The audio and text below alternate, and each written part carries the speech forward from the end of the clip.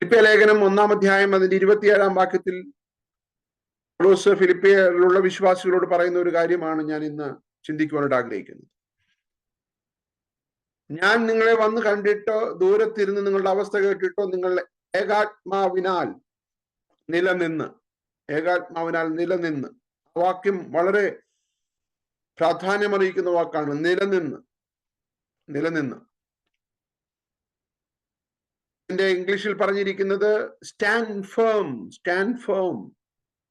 അപ്പോൾ stand firm എന്ന് ഒരു ക്രിസ്ത്യൻ പെർസ്പെക്റ്റീവിൽ പറയുമ്പോൾ ഒന്നും ചെയ്യാതെ ഇനാക്റ്റീവ് ആയിട്ടുള്ള ഒരു സ്റ്റേറ്റിനെ കുറിച്ചല്ല അവിടെ പറയുന്നത്. മുന്നോട്ട് പോകുന്നത്, ഉറച്ചു നിന്നുകൊണ്ട് മുന്നോട്ട് പോകുന്ന ഒരു അനുഭവമാണ് ദൈവം നമ്മെ കുറിച്ച് ആഗ്രഹിക്കുന്നത്.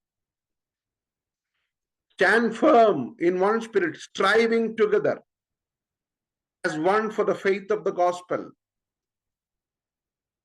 ഏക മനസ്സോടെ സുവിശേഷത്തിന്റെ വിശ്വാസത്തിനായി പോരാട്ടം കഴിക്കുന്ന.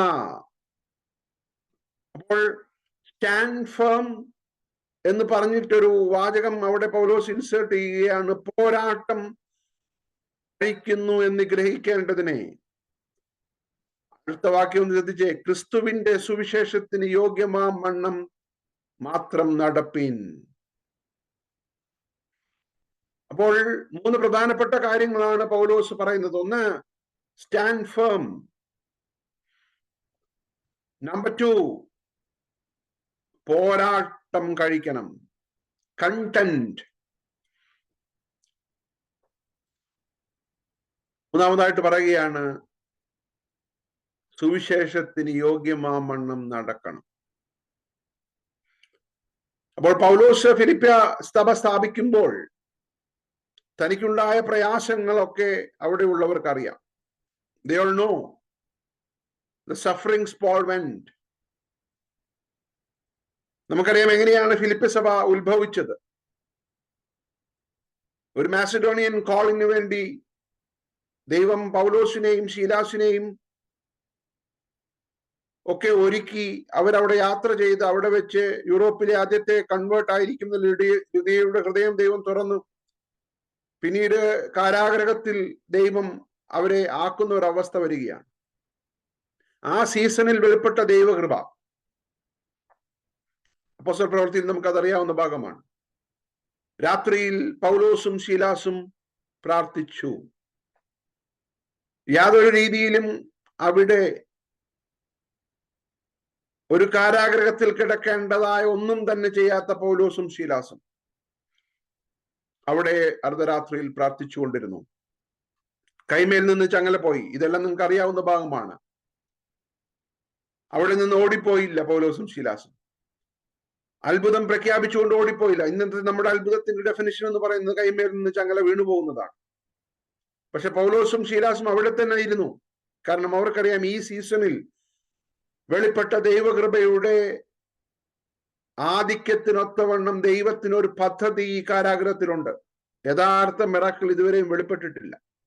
കൈമേൽ നിന്ന് ചങ്ങല അഴിഞ്ഞു പോകുന്നത് ഒരു അത്ഭുതമായി നിൽക്കുമ്പോൾ അതിനേക്കാൾ വലിയൊരു അത്ഭുതം കാത്തിരിക്കുകയാണ്. when we persevere, when we പോരാടുമ്പോൾ. നമുക്കറിയാം പിന്നീട് എന്ത് സംഭവിച്ചു. ജയിലറുടെ മാനസാന്തരം. അങ്ങനെ അന്ന് മുതൽ ലുദിയയുടെ വീട്ടിൽ ആരംഭിക്കപ്പെട്ട ഒരു സഭ. അപ്പോൾ നമ്മളൊരു കാര്യം മനസ്സിലാക്കണം. നമ്മൾ കടന്നു പോകുന്ന സീസണുകൾ, ഓരോ സീസണിന്റെയും ഒരു കോമ്പിനേഷൻ ആണ് നമ്മുടെ ലൈഫ് എന്ന് പറയുന്നത്. It's A pockets off season. അതിനെല്ലാം കമ്പൈൻ ചെയ്യുമ്പോഴാണ് നമ്മുടെ ലൈഫ് ജനനം മുതൽ മരണം വരെ ആകുന്നത്. അപ്പോൾ ആ സീസണിലെല്ലാം ദൈവകൃപ വെളിപ്പെടുകയും പൗലോസ് ഫിലിപ്പിയ ലേഖനത്തിൽ ഫിലിപ്പിയരോട് പറയുകയാണ്, നിങ്ങൾ എന്ത് ചെയ്യണം? എതിരാളികളാൽ നിങ്ങൾ എന്ത് ചെയ്യരുത്? നിങ്ങൾ തളർന്നു പോകരുത്. നിങ്ങൾ ഒരു പോരാട്ടം കഴിച്ചുകൊണ്ട് നിങ്ങൾ സ്റ്റാൻഡ് ഫേം. നിങ്ങൾ തളർന്നു പോകരുത്. ഞാൻ എങ്ങനെ അവിടെ നിന്നു എന്ന് നിങ്ങൾക്കറിയാം. You know how I stood firm there. So please stand firm. Move forward. Hallelujah. എന്നിട്ട് പറയുകയാണ് സുവിശേഷത്തിന് യോഗ്യമാമണ്ണമുള്ള ഒരു ജീവിതം നയിക്കണം. Life worthy of the gospel. It's very important. അപ്പോൾ ഈ ഒരു സീസണിൽ, ഏത് സീസണിൽ കടന്നു പോകുമ്പോഴും നിങ്ങളൊരു പോരാട്ടത്തിൽ കൂടിയാണെന്ന് മനസ്സിലാക്കണം. അപ്പോൾ ഇത് ഞാനൊരു ഉദാഹരണം പറയാം. ഈ നമുക്ക് സംഭവിക്കുന്ന പല കാര്യങ്ങൾ അവിശ്വാസികൾക്കും സംഭവിക്കും. ഇപ്പോൾ നമ്മുടെ കാറ് യാത്ര ചെയ്യുമ്പോൾ നിങ്ങൾ ചിന്തിച്ചേ, പെട്ടെന്ന് ടയറ് ഫ്ലാറ്റായി, പഞ്ചറായി പോയി. നാച്ചുറൽ ആയിട്ട് സംഭവിക്കുന്ന ഒരു കാര്യമാണ്, അല്ലേ? ഇത് ആർക്കും സംഭവിക്കാം. നിങ്ങൾ ശ്രദ്ധിച്ചേ, ആർക്കും സംഭവിക്കാം. അതിനോടുള്ള പ്രതികരണം എന്ന് പറയുന്നത് മെക്കാനിക്കിനെ വിളിക്കുക, അല്ലെങ്കിൽ ഏതെങ്കിലും ഹെൽപ്പ് വിളിക്കുക, അല്ലെങ്കിൽ തന്നെത്താൻ തന്നെ മാറ്റി മുന്നോട്ട് പോവുക എന്നുള്ളത്. എന്നാൽ നിങ്ങൾ ചിന്തിച്ചേ, ഇതിന്റെ പിന്നിൽ ഒരാളുണ്ടെന്ന് നിങ്ങൾ അറിയുമ്പോൾ ടയർ പഞ്ചറായതല്ല നിങ്ങളുടെ വിഷയം, ഇതാരാണ് ചെയ്തത് എന്നുള്ളതാണ് വിഷയം. മനസ്സിലായോ? You will not be bothered about the tyre. ആ ഒരു ഇൻസിഡന്റിനെ അല്ല നിങ്ങൾ ബോദർ ചെയ്യുന്നത്. അതാണ് ഒരു അവിശ്വാസിയുടെയും വിശ്വാസിയുടെയും തമ്മിലുള്ള വ്യത്യാസം. അവർക്ക് ടയർ പഞ്ചറായതിന്റെ പിന്നിൽ പോരാട്ടമില്ല. ഞാൻ പറയുന്ന എല്ലാ കാര്യങ്ങൾക്കും പോരാട്ടം ഉണ്ടെന്ന അർത്ഥത്തിലല്ല ഞാൻ ഈ പറയുന്നത്. പക്ഷേ ഇതിന്റെ പിന്നിൽ ഒരാളുണ്ടെന്നുള്ള ഒരു ബോധ്യം ഇവിടെ പൗലോസ് പറയുകയാണ്. നിങ്ങൾ ഒരു പോരാട്ടത്തിലാണ്. നിങ്ങളെ വീഴ്ത്തുവാൻ, നിങ്ങളെ തളർത്തുവാൻ ഒരു പിശാച് പോരാടുന്നുണ്ട്. അപ്പൊ എല്ലാ സാഹചര്യങ്ങളിലും പിശാചിന്റെ ഒരു പർപ്പസ്, പിശാചിന്റെ ഒരു എലമെന്റ് ഉണ്ടാകാൻ സാധ്യതയുണ്ട്. അതുകൊണ്ട് എല്ലാം പോരാട്ടം എന്ന് വിളിക്കുവാൻ ഞാൻ ആഗ്രഹിക്കുന്നില്ല. ആ ഒരു ഡിസേണിങ് സ്പിരിറ്റ് നമുക്ക് ആവശ്യമാണ്. അപ്പോൾ അതുകൊണ്ടാണ് ഏറ്റവും വിജയകരമായ ക്രിസ്തീയ ജീവിതത്തിന്റെ അടിസ്ഥാനപരമായ ഒരു കാര്യം എന്ന് പറയുന്നത് പരിശുദ്ധാത്മാവിൽ നടക്കുക എന്നുള്ളതാണ്. Sensitivity of the holy spirit. അപ്പോൾ ഈ ടയർ പഞ്ചറായതിന്റെ പിന്നിൽ ഒരാളുണ്ടെങ്കിൽ ആ വ്യക്തിയെ കണ്ടുപിടിക്കുക, അതിന്റെ പിന്നിൽ ഉദ്ദേശം അറിയുക എന്നുള്ളതാണ്. അതാണ് നമ്മളെ ബോധർ ചെയ്യുന്ന കാര്യം. ഇവിടെ പൗലോസ് പറയുന്നത്, നിങ്ങൾക്ക് അനുഭവിക്കുന്ന ഓരോ മേഖലകളിലും ദൈവത്തിന്റെ ഒരു പർപ്പസ് ഉണ്ട്. പക്ഷെ അതിന്റെ പിന്നിൽ സാത്താനും ഒരു പർപ്പസ് ഉണ്ട്.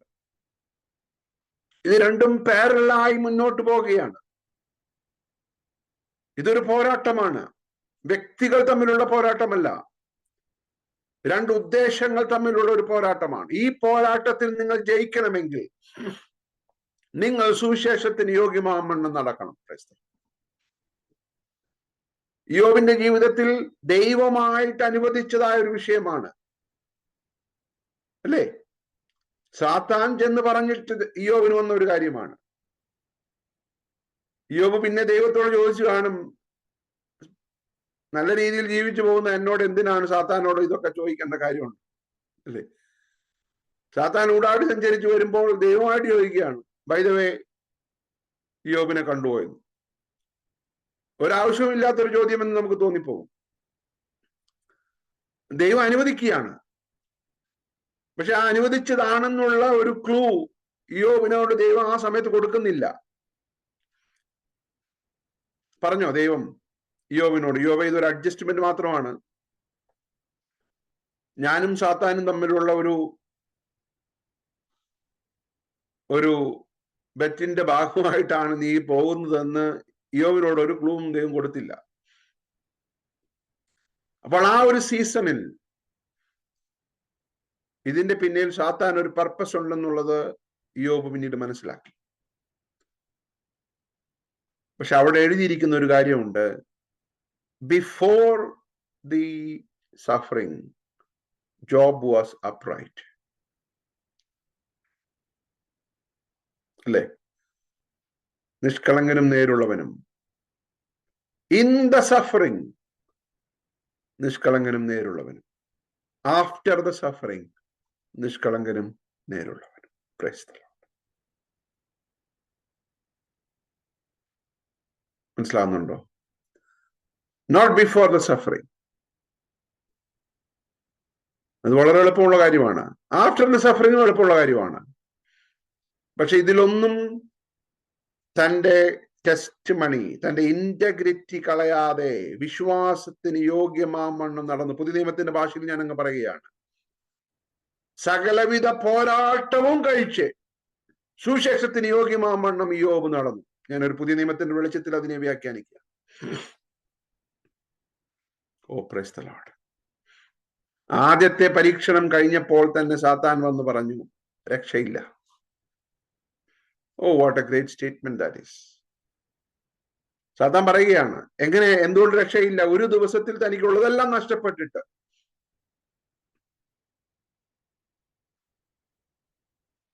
എല്ലാം നഷ്ടപ്പെട്ടിട്ട്. എത്ര ബാഡ് ന്യൂസ് ആണ് വൺ ആഫ്റ്റർ അനദർ യോബ് സഹിച്ചത്,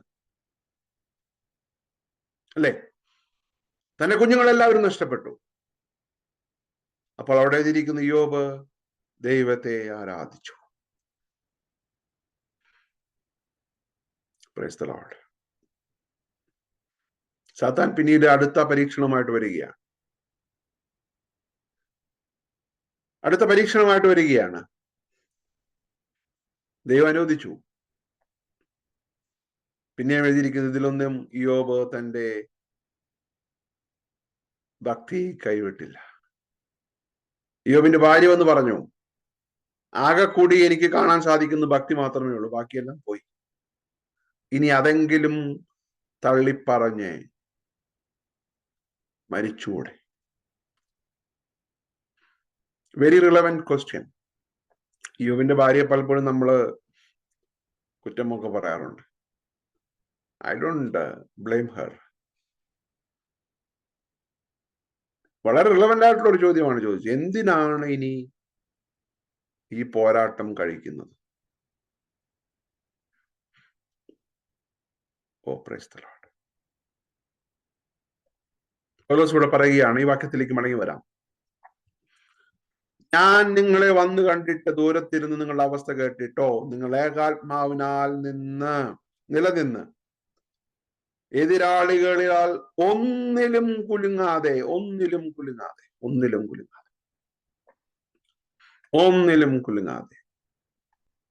വളരെ ഇമ്പോർട്ടന്റ് ആയിട്ടുള്ള ഒരു പദമാണ്, ഒന്നിലും കുലുങ്ങാതെ. ചിലതിലല്ല, ഒന്നിലും കുലുങ്ങാതെ.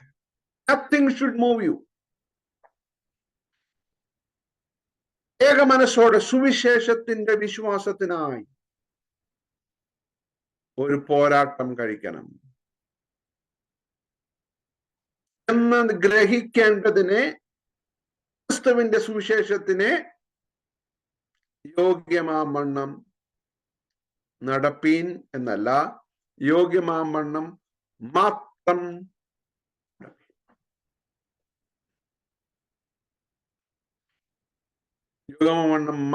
നടക്കണം, മാത്രം. No other method. എന്നിട്ട് അടുത്ത വാക്യം വളരെ ശക്തമായിട്ട് പറയുകയാണ്, 28ാമത്തെ വാക്യം. ഇത് അവരുടെ നാശത്തിനും നിങ്ങളുടെ രക്ഷയ്ക്കും ഒരു അടയാളമാകുന്നു.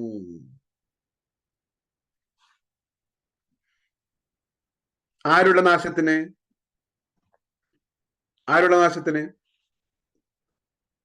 ഈ അവർ എന്ന് പറയുന്ന ഒരു പദം അവിടെ പൗലോസ് ഉപയോഗിച്ചിട്ട് അതിന് മുമ്പിൽ ഒരു കൂട്ടരെ കുറിച്ച് അവിടെ വിവരിക്കുന്നുണ്ട്. എതിരാളികൾ, അല്ലേ? പൗലോസിനെ കഷ്ടപ്പെടുത്തുവാൻ വേണ്ടി സുവിശേഷം പ്രസംഗിക്കുന്നവർ.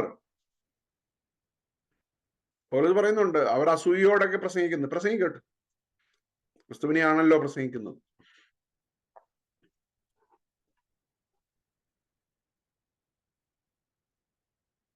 അവിടെ എഴുതിയിരിക്കുന്നത് ഇങ്ങനെയാണ്, അതിന്റെ 9ാമത്തെ വാക്യം. നിങ്ങളുടെ സ്നേഹം മേൽക്കുമേൽ പരിജ്ഞാനത്തിലും സകല വിവേകത്തിലും വർദ്ധിച്ചു വന്നിട്ട് നിങ്ങൾ ഭേദാഭേദങ്ങളെ വിവേചിപ്പാറാകണമെന്നും ക്രിസ്തുവിന്റെ നാളിലേക്ക് നിർമ്മലന്മാരും ഇടർച്ചയില്ലാത്തവരും ദൈവത്തിന്റെ മഹത്വത്തിന് പുകഴ്ചയ്ക്കുമായിട്ട് യേശു ക്രിസ്തുവിനാൽ നീതിഫലം നിറഞ്ഞവരുമായി തീരണമെന്ന് ഞാൻ പ്രാർത്ഥിക്കുന്നു. 16ാമത്തെ വാക്യം. ചിലർ 15 ചിലർ ക്രിസ്തുവിനെ അസൂയയും പിണക്കവും നിമിത്തം പ്രസംഗിക്കുന്നു. ചിലരോ നല്ല മനസ്സോടെ തന്നെ, മറ്റവരോ എന്റെ ബന്ധനങ്ങളിൽ എനിക്ക് ക്ലേശം വരുത്തുവാൻ ഭാവിച്ചുകൊണ്ട് നിർമ്മലതയോടല്ല ശാഠ്യത്താലത്രേ ക്രിസ്തുവിനെ പ്രസംഗിക്കുന്നു. എന്നിട്ട് അതൊക്കെ പറഞ്ഞിട്ട് പൗലോസ് പറയുകയാണ്, നിങ്ങൾക്ക് ഒരുപാട് എതിരാളികൾ ഉണ്ടാകാം, പക്ഷെ ആ എതിരാളികളിലൊന്നും നിങ്ങൾ കുലുങ്ങിപ്പോകാതിരിക്കണം. എന്നിട്ട് പറയുകയാണ്, ഇതൊരു അടയാളമാണ്. ഇതൊരു അടയാളമാണ്. ഏതൊരു അടയാളമാണ്? നിങ്ങളുടെ ക്രിസ്തുവിന്റെ സുവിശേഷത്തിന് യോഗ്യമായ ഒരു നടപ്പ് നിങ്ങൾക്കും അവർക്കും ഒരു അടയാളമാണ്. അവർക്കുള്ള അടയാളം നാശത്തിന്റെ അടയാളം, നിങ്ങളുടെ അടയാളം ജീവരക്ഷയ്ക്കായുള്ള അടയാളം.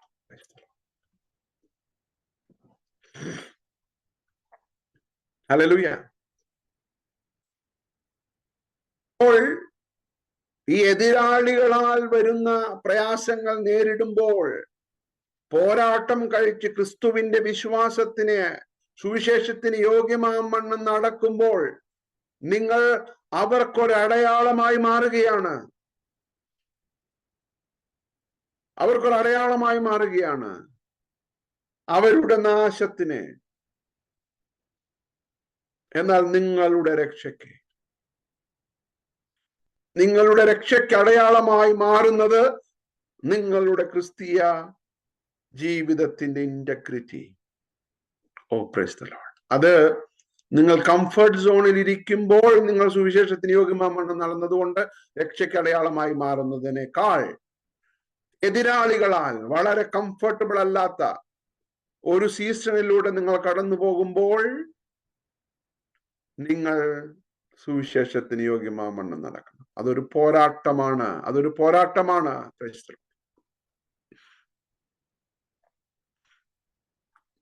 യോബ് ദൈവത്തെ തള്ളിപ്പറയാതെ ആ ഫേസിൽ നിന്ന് താൻ കടന്നപ്പോൾ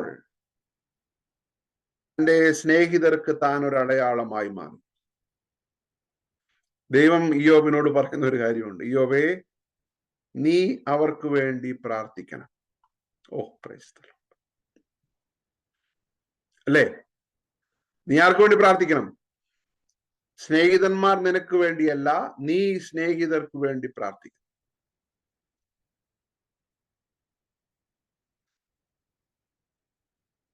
നീ അവർക്കൊരടയാളമായി മാറി.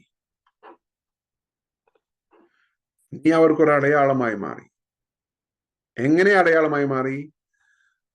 നീയും അവരെ പോലെ അല്ലെങ്കിൽ മറ്റുള്ളവരെ പോലെ വഴി പറഞ്ഞ് ദൈവത്തെ തള്ളിപ്പറഞ്ഞായിരുന്നെങ്കിൽ നീ ഒരു അടയാളമായി മാറുകയില്ല.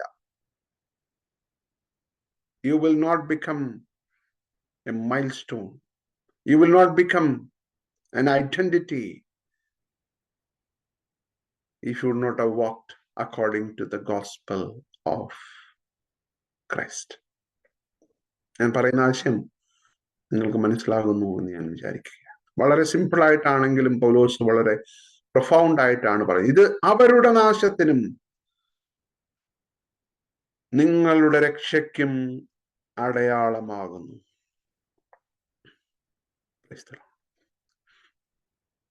എതിരാളി നമ്മെ നോക്കുമ്പോൾ ഈ എല്ലാ സീസണിലും പോരാട്ടം കഴിച്ച് പിടിച്ചു നിൽക്കുന്ന വിശ്വാസികൾ ഒരടയാളമാണ്. ക്രിസ്തു ജീവിക്കുന്നു എന്നുള്ളതിന്റെ അടയാളമാണ് ക്രിസ്തുവിന്റെ സുവിശേഷത്തിന് യോഗ്യമാവണ്ണം നടക്കുന്ന നമ്മുടെ നടപ്പ്. ഹല്ലേലൂയ. നമ്മൾ പത്രങ്ങളാണ്. യേശു ക്രിസ്തു ജീവിക്കുന്നു എന്ന് ഒരു വ്യക്തിക്ക് ചരിത്രം പരിശോധിച്ചറിയേണ്ട കാര്യമില്ല. അബുദാബിയിലും UK-യിലും അമേരിക്കയിലും ഇന്ത്യയിലും താമസിക്കുന്ന നമ്മുടെ ജീവിതം കാണുമ്പോൾ നമ്മുടെ ചുറ്റുപാടുമുള്ളവർ അടയാളത്തോടെ മനസ്സിലാക്കണം, യേശു ക്രിസ്തു ജീവിക്കുന്നു.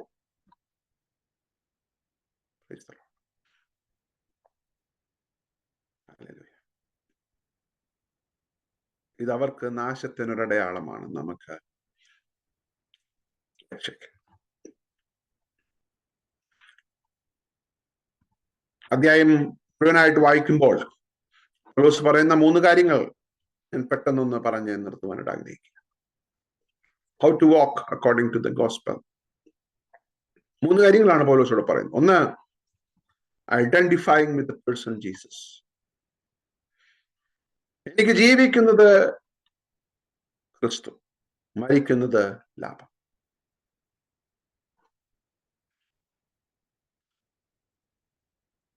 അപ്പോൾ അത് വളരെ ശക്തമായിട്ടുള്ളതായ ഒരു ലാംഗ്വേജ് ആണ്. Identifying with the person Jesus. ഞാൻ ആരാണ് എന്നുള്ളതായ ഒരു ബോധ്യം ഇവിടെ പറയുകയാണ്. എനിക്ക് ജീവിക്കുന്നത് ആരാണ്? ക്രിസ്തു, മരിക്കുന്നത് ലാഭം. മറ്റൊരു ഭാഷയിൽ പറഞ്ഞാൽ, ജീവിച്ചാൽ ക്രിസ്തുവിന് ലാഭം, മരിച്ചാൽ എനിക്ക് ലാഭം. ജീവിച്ചാൽ ക്രിസ്തുവിന്റെ അടയാളമായി ഞാൻ തുടരും, മരിച്ചാൽ എനിക്ക് ലാഭം.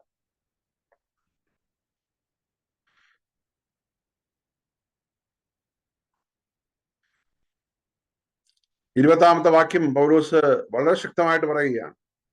അങ്ങനെ ഞാൻ ഒന്നിലും ലജ്ജിച്ചു പോകാതെ പൂർണ്ണ ധൈര്യം പൂണ്ട് ക്രിസ്തു എന്റെ ശരീരത്തിങ്കൽ ജീവനാലാകട്ടെ മരണത്താലാകട്ടെ എപ്പോഴും എന്ന പോലെ ഇപ്പോഴും മഹിമപ്പെടുകയുള്ളൂ എന്ന് പ്രതീക്ഷിക്കുകയും പ്രത്യാശിക്കുകയും ചെയ്യുന്നു. എപ്പോഴും എന്ന പോലെ ഇപ്പോഴും. അപ്പൊ അത് നിങ്ങളൊന്ന് അണ്ടർലൈൻ ചെയ്യണം. എപ്പോഴും എന്ന പോലെ ഇപ്പോഴും. വളരെ രസകരമായ ഒരു ശൈലിയാണ് പൗലോസ്. എപ്പോഴും, വല്ലപ്പോഴും അല്ല, എപ്പോഴും എന്ന പോലെ ഇപ്പോഴും. That should be the motto of a Christian believer. എപ്പോഴും എന്ന പോലെ ഇപ്പോഴും, അല്ലേ? ദാനിയേലിന്റെ ജീവിതത്തോട് ചോദിച്ചാൽ, രേഖ എഴുതി എന്ന് അറിഞ്ഞപ്പോൾ എപ്പോഴും എന്ന പോലെ ഇപ്പോൾ, താൻ ചെയ്തു വരാറുള്ളത് പോലെ യെരൂശലേമിന് നേരെയുള്ള കിളിവാതിൽ തുറന്ന്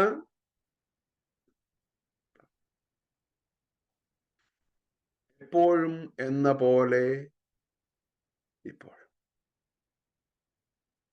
അതാണ് ക്രിസ്ത്യൻ ലൈഫിന്റെ കൺസിസ്റ്റൻസി. എല്ലാ സാഹചര്യങ്ങളിലും,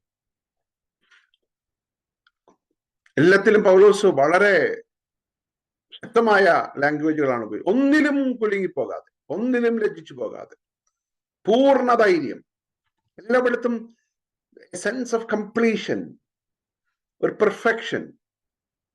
പൗലോസിന്റെ കഴിവിനാലല്ല എങ്കിൽ പോലും ആ സ്ട്രൈവിങ് നമുക്ക് അവിടെ കാണാൻ സാധിക്കുകയാണ്. ഒരു മീഡിയോക്കറിന് വേണ്ടി സെറ്റിൽ ചെയ്യുവാൻ പൗലോസ് ആഗ്രഹിക്കുന്നു. അതൊക്കെ മതി, ഇങ്ങനെയൊക്കെ പോയാൽ മതി എന്നുള്ള ഒരു വാചകം പൗലോസിന്റെ വായിലില്ല.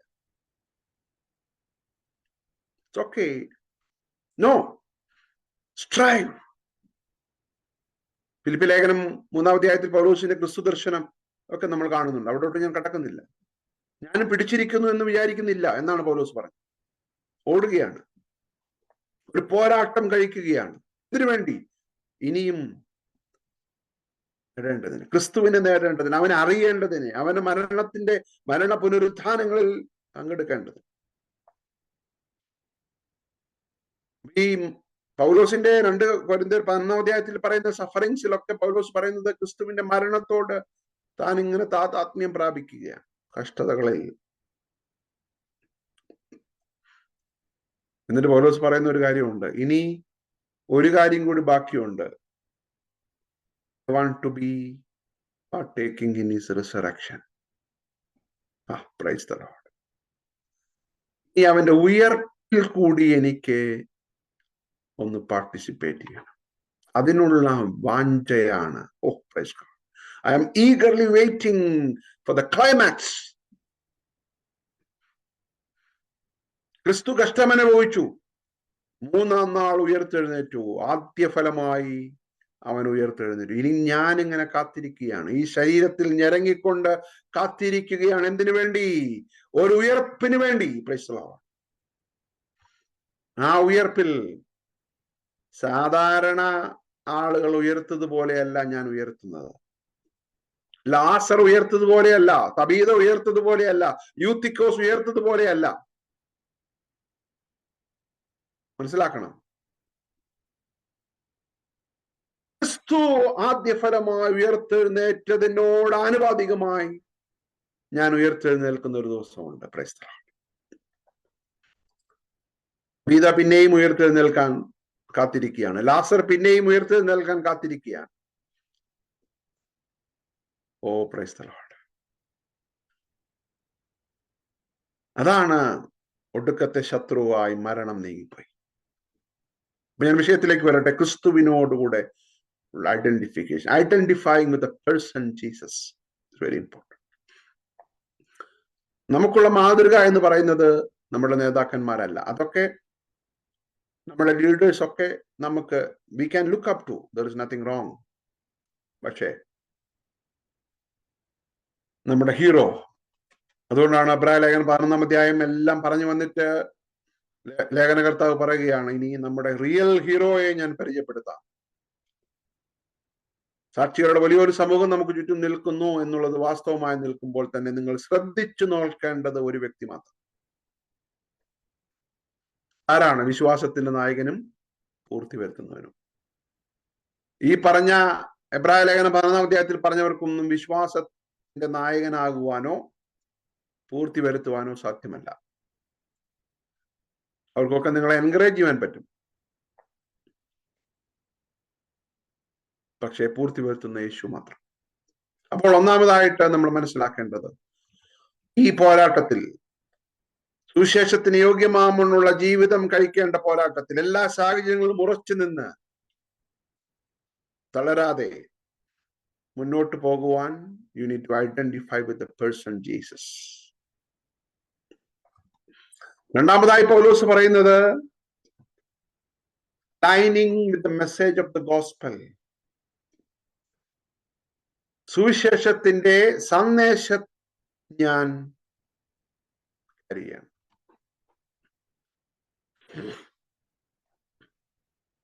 1 കൊരിന്ത്യർ 2-ാം അധ്യായം 2-3-4 വാക്യങ്ങളിൽ പൗലോസ് പറയുന്ന ഒരു കാര്യമുണ്ട്. ക്രൂശിക്കപ്പെട്ടവനായ യേശു ക്രിസ്തുവിനെ അല്ലാതെ മറ്റൊന്നും അറിയാത്തവനായി നിങ്ങളുടെ ഇടയിൽ ഇരിക്കണമെന്ന് ഞാൻ നിർണയിച്ചു. ഞാൻ ബലഹീനതയോടും ഭയത്തോടും വളരെ നടുക്കത്തോടും കൂടെ നിങ്ങളുടെ ഇടയിൽ ഇരുന്നു. നിങ്ങളുടെ വിശ്വാസത്തിന് മനുഷ്യരുടെ ജ്ഞാനമല്ല, ദൈവത്തിന്റെ ശക്തി തന്നെ ആധാരമായിരിക്കേണ്ടതിന് എന്റെ വചനവും എന്റെ പ്രസംഗവും ജ്ഞാനത്തിന്റെ വശീകരണ വാക്കുകളല്ല, ആത്മാവിന്റെയും ശക്തിയുടെയും പ്രദർശനത്താൽ അത്രയായിരുന്നത്. പൗലോസിന്റെ സ്ട്രഗിൾ ഒന്ന് നോക്കിക്കേ. പൗലോസ് പറയുകയാണ്, when I identified with the person Jesus, my message should be aligned with the message of the cross. എനിക്ക് ഞാൻ ഐഡന്റിഫൈ ചെയ്ത വ്യക്തിയെ കുറിച്ചല്ലാതെ ഒന്നും പറയാൻ ഞാൻ ആഗ്രഹിക്കുന്നില്ല, അല്ലേ? ഇന്ന് നമ്മൾ കാണുന്ന പ്രവണത ക്രിസ്തുവിനെ അല്ലാതെ എന്തെല്ലാം പറയാൻ സാധിക്കുമോ അത് പറയാനുള്ള വ്യഗ്രതയാണ്. പൗലോസ് പറയുകയാണ്, എന്റെ ജ്ഞാനത്തിന്റെ ബഹുത്വത്താൽ ക്രിസ്തുവിനെ അല്ലാതെ എന്തെങ്കിലും പറയാൻ ഞാൻ ഇടയാകാൻ ഇരിക്കേണ്ടതിന് ഞാൻ സ്ട്രൈവ് ചെയ്യുകയാണ്. Paul is trying to unlearn.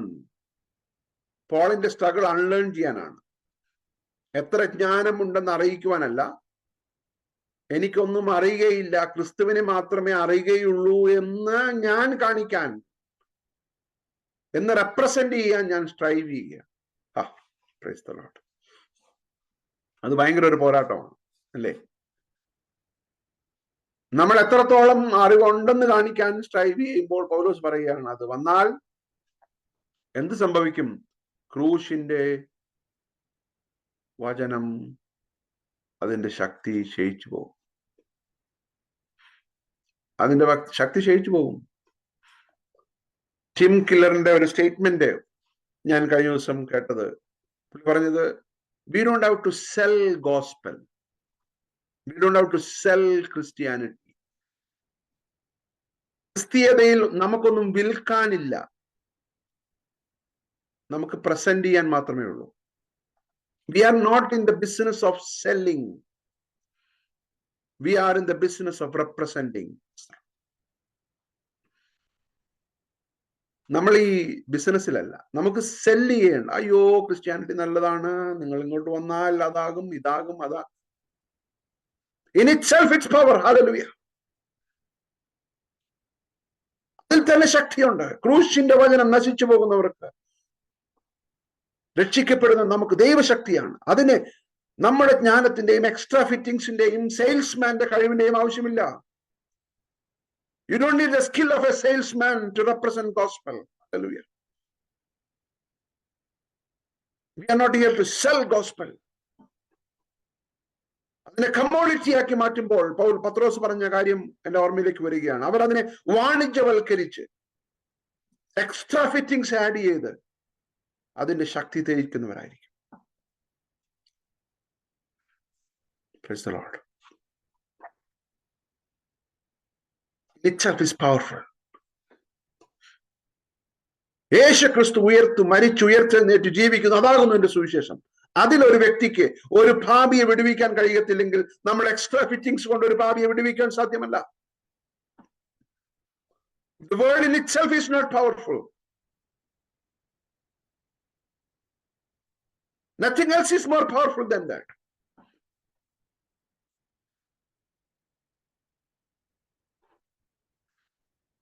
Praise the Lord.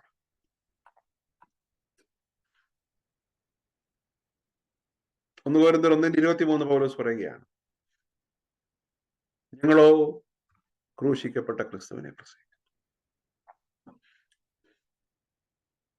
Don't overpower the brand value of the message. ഞങ്ങള് പ്രസന്റേഷൻ ഒക്കെ പോകുമ്പോൾ ഞങ്ങളുടെ ബോസ് പറയുന്ന ഒരു കാര്യമുണ്ട്, don't over power the brand of Tata. മനസ്സിലായില്ലേ? The brand value of Tata is very important when you present.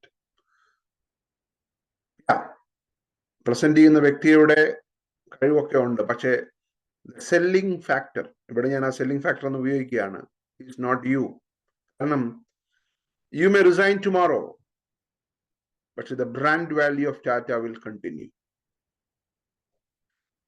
പൗലോസ് പറയുകയാണ്, ഞാൻ തന്നെ വന്ന് വേറൊരു കാര്യം പ്രസംഗിച്ചാൽ നിങ്ങൾ വിശ്വസിക്കരുത്. ബിക്കോസ് നിങ്ങളുടെ രക്ഷയ്ക്ക് ആധാരമായത് പൗലോസിന്റെ പ്രസംഗമല്ല, നിങ്ങളുടെ രക്ഷയ്ക്ക് ആധാരമായത് ക്രൂശിക്കപ്പെട്ട ക്രിസ്തുവിന്റെ സന്ദേശം.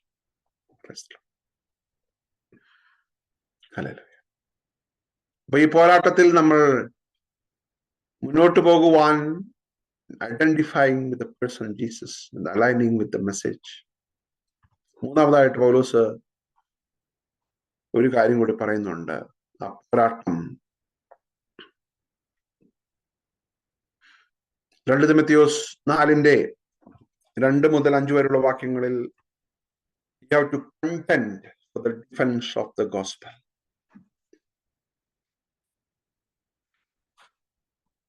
Defense of the gospel. ഇത് മറ്റുള്ളവരെ നന്നാക്കാൻ പോകുന്ന പരിപാടി എന്നുള്ള അർത്ഥത്തിലല്ല, മറ്റുള്ളവരെ വാരിയെറിയുക എന്നുള്ളതല്ല അവിടെ പൗലോസ് ഉപയോഗിച്ചിട്ടുള്ളത്.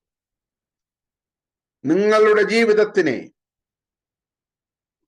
ആധാരമായിരിക്കുന്ന സുവിശേഷത്തിന് എതിരെ ആര് വന്നാലും നിങ്ങൾ സഹിക്കരുത്. Praise the Lord. വചനം പ്രസംഗിക്കാം, സമയത്തിലും അസമയത്തിലും ഒരുങ്ങി നിൽക്കാം. അവർ പഥ്യോപദേശം പൊറുക്കാതെ കർണരസമാകുന്ന സ്വന്തം മോഹങ്ങൾ കൊത്തവണ ഉപദേശക്കന്മാരെ പെരുക്കുകയും സത്യത്തിന് ചെവി കൊടുക്കാത്ത കെട്ടുകഥ കൽപ്പാൻ തിരികെയും ചെയ്യുന്ന കാലം വരും. അങ്ങനെ ഒരു കാലഘട്ടം വരും എന്ന് പറഞ്ഞാൽ they will make preachers for themselves. ഈ കസ്റ്റമൈസ്ഡ് കാർ ഉണ്ടാക്കുന്നത് പോലെയാണ്. ഞങ്ങൾക്ക് സൗകര്യമുള്ള ഒരു ഗോസ്പൽ അവരുണ്ടാക്കും, അതിന് ഫിറ്റ് ചെയ്യുന്ന ഒരു പ്രീച്ചറെ അവർ വാർത്തെടുക്കും. മനസ്സിലായില്ല? ഈ ഇതുവരെ മാനുഫാക്ചർ ചെയ്ത കാറൊന്നും ഞങ്ങൾക്ക് പോരാ, ഞങ്ങൾക്ക് വേണ്ടി കസ്റ്റമൈസ്ഡ് ആയിട്ട് ഒരു കാർ ഉണ്ടാക്കണം. അതിനുവേണ്ടി അവർ ഒരു മാനുഫാക്ചറെ കണ്ടെത്തി. പൈസ ഉണ്ടല്ലോ, മണി. അപ്പോൾ അങ്ങനെ ഡിമാൻഡ് വർദ്ധിക്കുമ്പോൾ ശ്രദ്ധിച്ചേ, ചില പ്രൈവറ്റ് മാനുഫാക്ചറിങ് കമ്പനി പൊട്ടിമുളയ്ക്കും. ഡിമാൻഡ് വർദ്ധിച്ചുകൊണ്ടിരിക്കുകയാണ്. ഇതിനു വേണ്ടി, കസ്റ്റമൈസ്ഡ് കാറുകൾക്ക് വേണ്ടി. തിമോഥെയോസിനോട് പറയുക, അങ്ങനെ ഡിമാൻഡ് വർദ്ധിക്കുമ്പോൾ നീ സത്യത്തിന് വേണ്ടി നിൽക്കണം.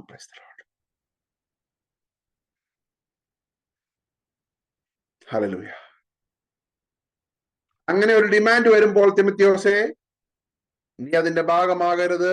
നീയോ എന്ത് ചെയ്യണം? 5-ാം വാക്യം, നീയോ സകലത്തിലും, അണ്ടർലൈൻ ചെയ്യണം, ചിലതിലല്ല, സകലത്തിലും നിർമ്മതനായിരിക്ക.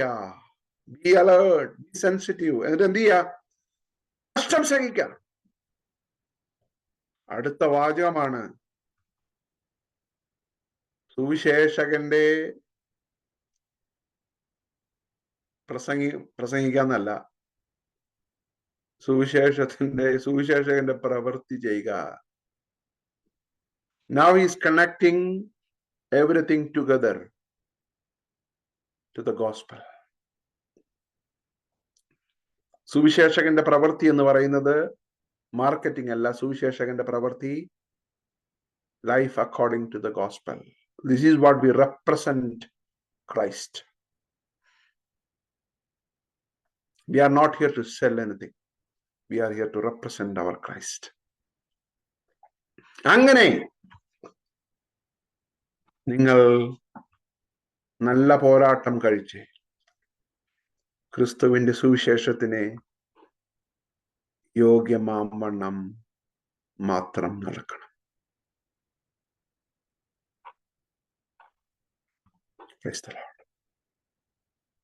ആദ്യം വായിച്ച വാക്യം വായിച്ചുകൊണ്ട് അവസാനിപ്പിക്കാം.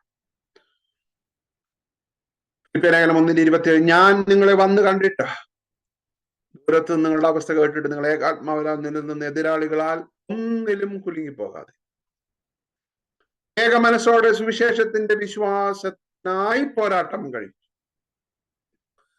ക്രിസ്തുവിന്റെ സുവിശേഷത്തിന് യോഗ്യമാവണ്ണം നടത്തും. ഈ ദിവസങ്ങളിൽ എല്ലാ സീസണിലും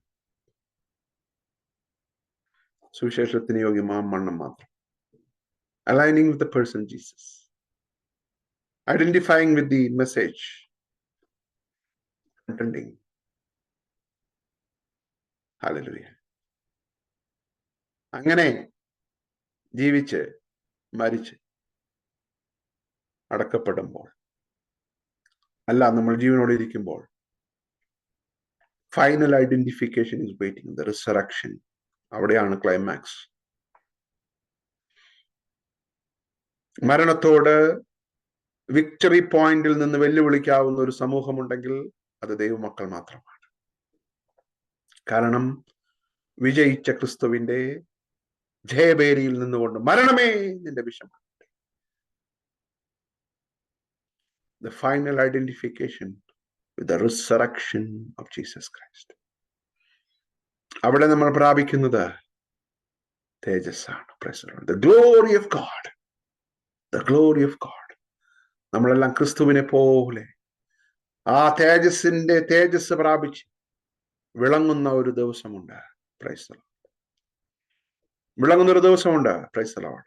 അന്നാണ് അതിന്റെ ക്ലൈമാക്സ് ലോകം കാണുവാനായിട്ട് പോകുന്നത്. അന്നാണ് അതിന്റെ അടയാളം ലോകം കാണുവാനായിട്ട് പോകുന്നത്. Price the Lord. The climax of the identity is going to be revealed one day when we will be beholding the glory of God in its true essence, because our master is Jesus.